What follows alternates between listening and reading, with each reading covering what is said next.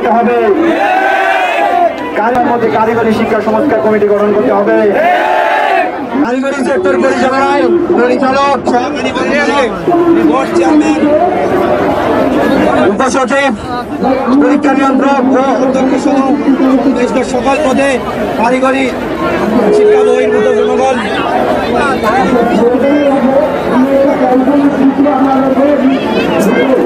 শোনা যাচ্ছে না।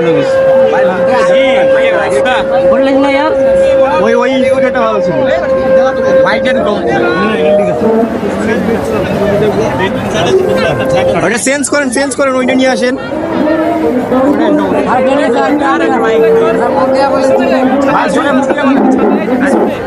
কারিগরি শিক্ষা বহির্ভূত জনগণ নিয়োগ নিষিদ্ধ করতে হবে এবং আইনানুগভাবে নিষেধ করতে হবে।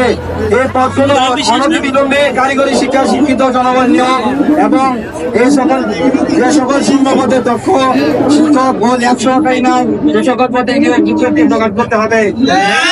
কারিগরি শিক্ষায় বৈষম্য ও দুরাচারের পাশাপাশি দক্ষ জনসম্পদ তৈরিতে কারিগরি ও উচ্চশিক্ষা মন্ত্রণালয় নামে স্বতন্ত্র মন্ত্রণালয় প্রতিষ্ঠা করে দ্রুত কারিকুলাম সম্পন্ন একাডেমিক কার্যক্রম পরবর্তী ভাবে সম্পূর্ণ করতে হবে।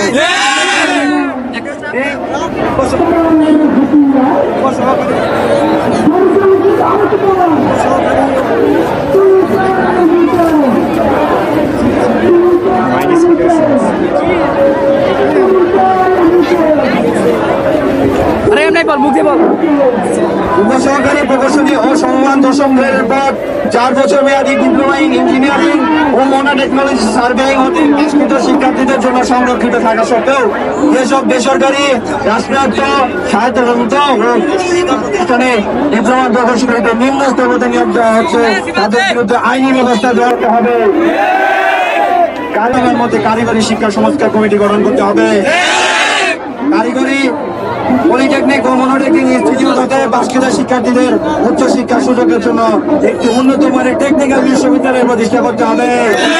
পাশাপাশি নির্মাণাধীন 4টি ইঞ্জিনিয়ারিং কলেজ নড়াইল, নাটোর, খাগড়াছড়ি ও ঠাকুরগাঁও এই পলিটেকনিক ও মনোটেকনিক হতে পাশকৃত শিক্ষার্থীদের জন্য অস্থায়ী ক্যাম্পাস এবং ডুয়েটের আওতাভুক্ত একাডেমিক কার্যক্রম পরিচালনার মাধ্যমে আগামী সেশনতে শতভাগীতে ভর্তির সুযোগ নিশ্চিত করতে হবে।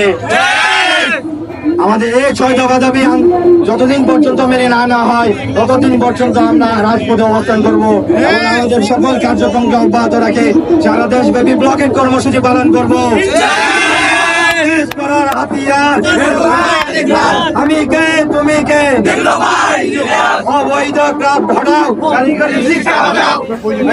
আমার নাম মেহেদি হাসান, সিভিল 7 নম্বর বোর্ড, দিনাজপুর পলিটেকনিক ইনস্টিটিউট, প্রতিনিধি কারিগরি ছাত্র আন্দোলন বাংলাদেশ, দিনাজপুর পলিটেকনিক ইনস্টিটিউট শাখা।